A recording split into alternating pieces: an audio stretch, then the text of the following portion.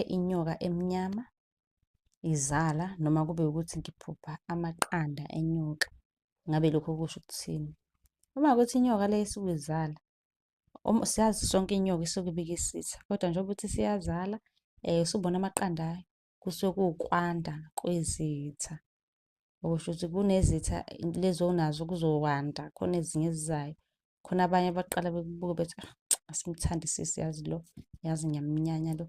Ukwanda kwezitha lokho. Ungakhohlwa-ke nawe ukubhala kwi-comment umbuzo onawo ukuze sizokuchazela. Ningakhohlwa uku-subscribe-a, ningi-inbox-e, ningicele inamba.